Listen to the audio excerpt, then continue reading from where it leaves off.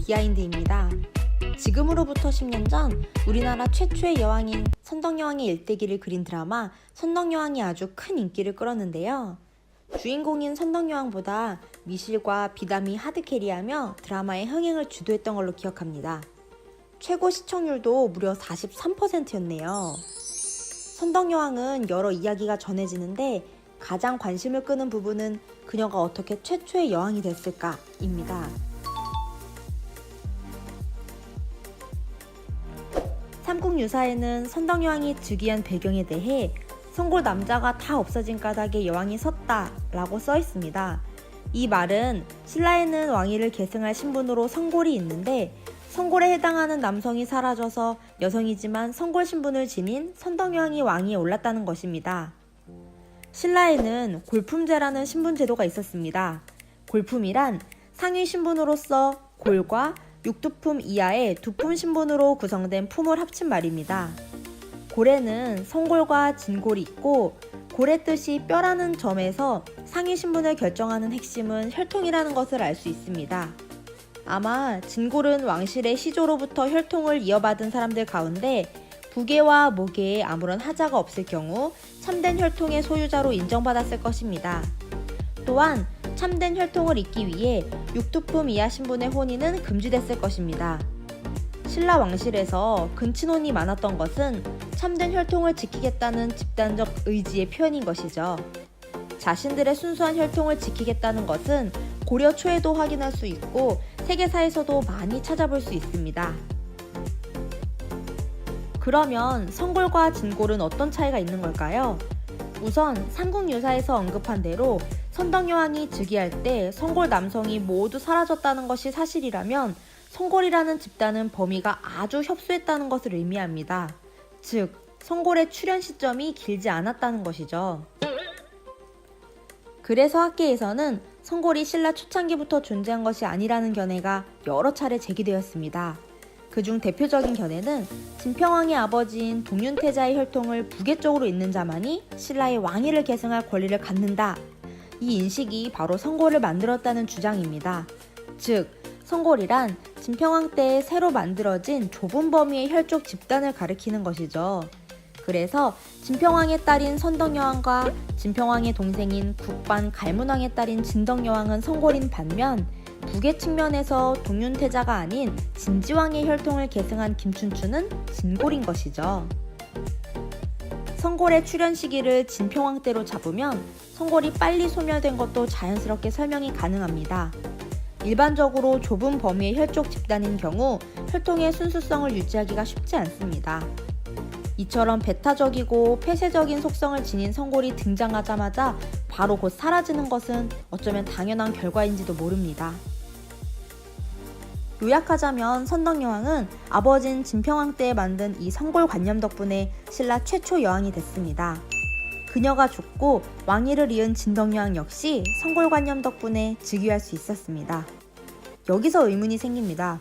그러면 성골관념은 왜 진평왕 때에 등장한 것일까요? 신라는 법흥왕 때 불교 공인을 통해 왕권을 강화하고 왕실의 권위를 높이고자 했습니다. 법흥왕이라는 왕명도 성법을 일으킨 왕이라는 의미라고 하네요. 성은 부처를 의미한다고 합니다.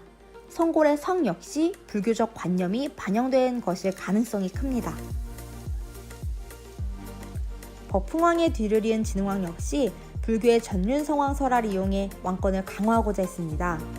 전륜성왕이란 불교의 이상적인 제왕을 의미하는데 금륜, 은륜, 동륜, 철륜 네 종류가 있다고 합니다.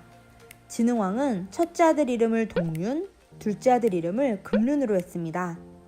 자식들의 이름을 전륜성왕의 이름으로 해서 왕실의 권위를 높이고자 한 것이죠.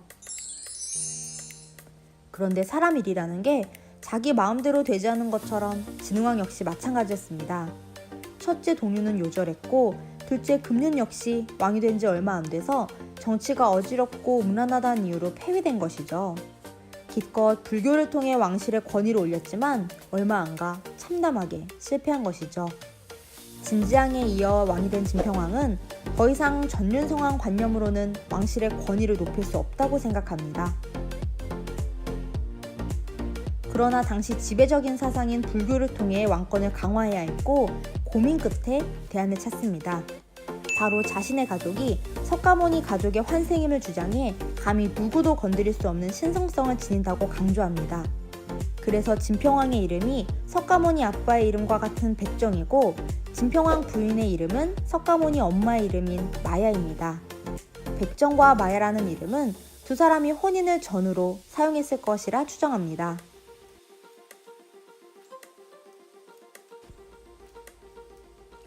이로써 진평왕은 기존의 전륜성왕 관념을 대신해 석가모니 가족의 관념을 퍼뜨립니다.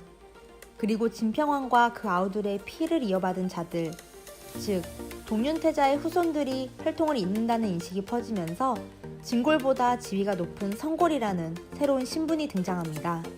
와우. 진평왕의 딸 선덕여왕은 이런 성골 관념 덕분에 신라 최초의 여왕으로 등장할 수 있었던 것입니다. 예나 지금이나 여성이 최고 통치자가 되는 경우는 찾아보기 힘듭니다.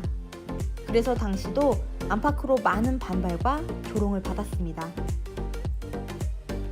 선덕여왕 제위 중에 비담의 난이 발생했는데 여왕이 나라를 다스리기 때문에 나라가 혼란하다는 것이 명분이었습니다. 물론 이건 명분이니 고지고대로 받아들일 수는 없지만 왕이 여성이라는 점은 반대파에게 공격하기 좋은 명분을 제공했습니다. 또한 당 태종한테는 너희 나라는 아녀자를 임금으로 삼아 이웃나라의 멸시를 받는 것이니 내가 왕족 중 한 사람을 보내 너희 나라의 왕으로 삼으면 어떻겠는가? 라는 조롱도 받았습니다. 두 여왕의 즉위는 성골 관념 덕분이었는데 후사를 두지 못한 그녀들의 죽음으로 성골은 자연스럽게 소멸합니다. 이로써 진평왕, 선덕여왕, 진덕여왕으로 이어지는 성골의 시대는 짧게 마감됐습니다. 오늘의 내용이 유익하셨다면 구독과 좋아요, 댓글도 꼭 남겨주세요.